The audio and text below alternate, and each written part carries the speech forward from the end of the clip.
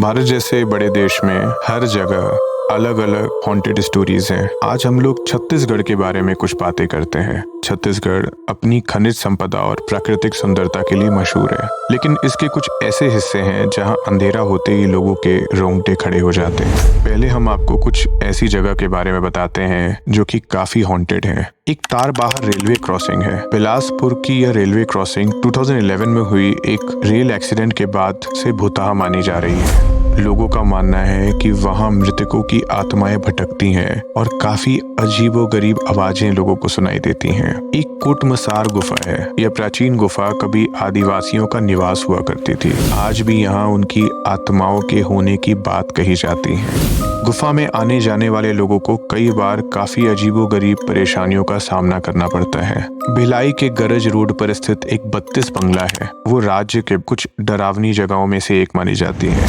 कहते हैं यहाँ एक लड़की की आत्मा भटकती है जो शाम होते ही अजीबोगरीब आवाजें निकालती है। रात के बाद बोला जाता है एक लड़की लोगों से लिफ्ट मांगती है जो इसी 32 बंगले की आत्मा है।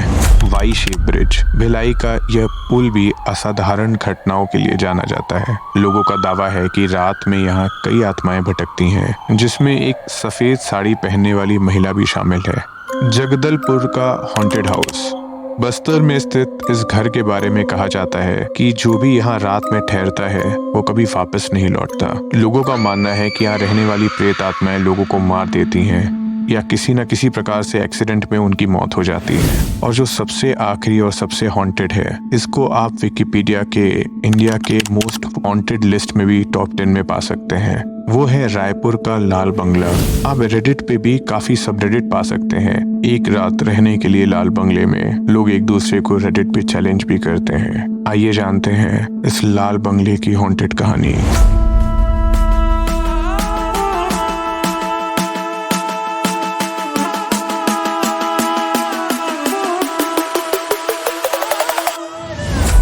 नमस्ते, आप सुन रहे हैं toss the other side story. भूत प्रेत एक ऐसा टॉपिक है कि सबने सुनी है। कुछ लोग इसे मानते हैं और कुछ लोग इसे इनकार करते हैं, लेकिन कुछ ऐसी कहानियां होती हैं जो ना मानने वाले को भी मनाने पर विश्वास देने लगती है। ऐसी एक जगह छत्तीसगढ़ का लाल बंगला। लाल बंगला रायपुर शहर में स्थित है और अंबेडकर अस्पताल के पास है। कहा जाता है कि यह भूतिया है और यहाँ कई अजीबोगरीब घटनाएं होती हैं। यह बंगला छत्तीसगढ़ की सबसे ज्यादा हॉन्टेड एक्टिविटीज की जगहों में से एक है। यहाँ कई स्पिरिट कैचर भी जाके कई अजीबोगरीब इलेक्ट्रोमैग्नेटिक वेव्स से स्पिरिट होने या आत्मा होने का दावा भी कर चुके हैं। लोगों का कहना है कि रात में यहाँ आने पर उन्हें काफी घुटन भी महसूस होती है। कहते हैं यहाँ रहने वाले एक परिवार के 4 सदस्यों ने किसी रीजन से आत्महत्या कर ली थी। वो परिवार के लोग गुजर गए थे तो एक डॉक्टर वहाँ रहते थे। ये उन्हीं की कहानी है।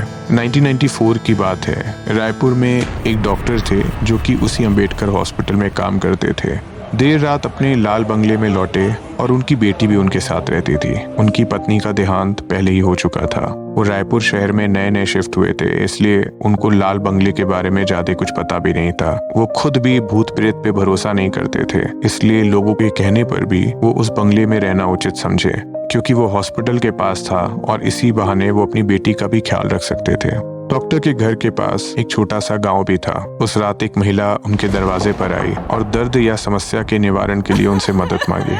डॉक्टर ने अपने कर्तव्य को निभाते हुए दरवाजा खोला और पूछा कि क्या हुआ। इसी बीच महिला ने उल्टी या पेट दर्द का बहाना बनाकर बाथरूम में जाने की इजाजत मांगी। डॉक्टर ने इजाजत दे दी। महिला घंटों तक बाथरूम से बाहर नहीं निकली। डॉक्टर साहब ने दरवाजा खटखटाना शुरू किया, फिर आसपास के लोगों को बुलाकर दरवाजा नहीं खुलने पर दरवाजा तोड़ा, लेकिन बाथरूम में कोई नहीं था। डॉक्टर और उनकी बेटी घबरा गए और महिला को ढूंढने लगे।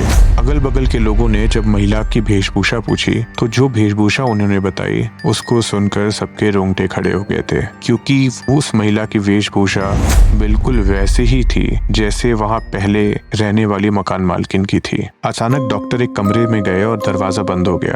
कुछ देर बाद उनकी बेटी ने उस कमरे की ओर देखा तो खिड़की में डॉक्टर का मृत शरीर लटका हुआ था। बेटी ने पुलिस को फोन किया और घबराकर भागने लगी। पास के पुलिस स्टेशन से कुछ पुलिस वाले वहां आके तहकीकात उन्होंने शुरू की और लाश को पोस्टमार्टम के लिए भेज दिया। लड़की भी काफी परेशान थी, उसका कोई जानने वाला था भी नहीं। महिला पुलिसकर्मी ने बोला कि आप चलकर पुलिस हॉस्टल में रह लीजिए क्योंकि इस घर में रुकने का कोई मतलब नहीं है। पर लड़की कही कि मुझे यहाँ रहना है क्योंकि मैं कहीं और कंफर्टेबल नहीं हूँ। बहुत मजबूरी पर वो पुलिस वाली भी उस लड़की के साथ उस घर में रुक गई। काफी सवेरे पास वाले पुलिस स्टेशन से जब बाकी लोग आए और घर को खटखटाना शुरू किए तो उस लड़की ने दरवाजा खोला। उनके पूछने पर जो रात में पुलिस वुमेन रुकी थी वो कहाँ गई, किसी को कुछ नहीं पता था। उस लड़की ने अपनी अनभिज्ञता प्रकट की। उस लड़की का कहना था कि शायद वो अभी तक सो रही हैं। जब उस कमरे को खटखटाया गया जिसमें वो महिला कांस्टेबल रह रही थी तो वो कमरे का दरवाजा भी अंदर से नहीं खुला। जिसका डर था वही हुआ। दरवाजा तोड़ने के बाद अंदर से देखा गया तो वो महिला पुलिसकर्मी भी अपने आप को फांसी लगाए हुई थी।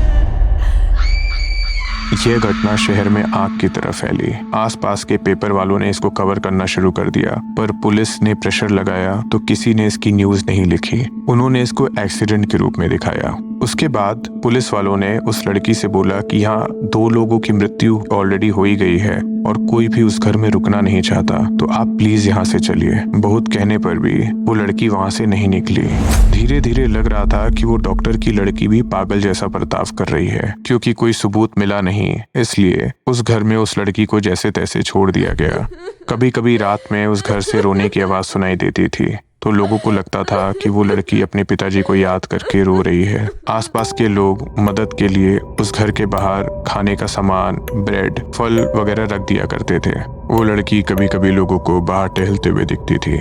इस घटना के काफी दिन बाद रायपुर शहर के जंगल में एक सड़ी हुई लाश मिली। वो लाश किसी लड़की की थी। पुलिस ने शिनाख्त की तो उन लोगों को पता चला कि वो लाश उसी डॉक्टर की बेटी की है, क्योंकि उस लाश ने जो कपड़ा पहना था वो डॉक्टर की मृत्यु के दिन ही उस लड़की ने भी पहना था। यह सुनते ही तुरंत ही पास के पुलिस स्टेशन में फोन किया गया और उस लाल बंगले पे पुलिस भेजी गई। जब लाल बंगले पर पुलिस आई तो बाहर उन्होंने खाने के कई सामान देखे और अंदर से काफी बदबू आ रही थी। लाल बंगले के मेन गेट के अंदर एक और बड़ा सा दरवाजा था जो लकड़ी का था और पुराने जमाने की तरह उस पे शीशे लगे हुए थे।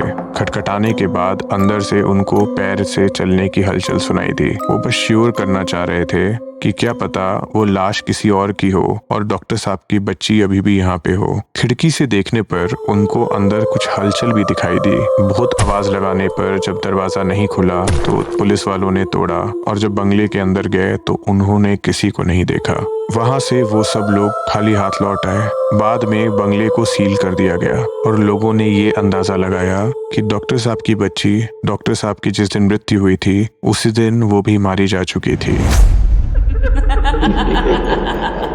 और जो ये प्रेत थी वो प्रेत डॉक्टर साहब की लड़की के रूप में उस बंगले में लोगों को दिखाई देती थी। क्या आपके भी शहर में कोई ऐसी भूतही जगह है? हमें कमेंट करके बताएं। यहाँ तक सुनने के लिए धन्यवाद। नमस्ते। आप सुन रहे थे toss the other side story.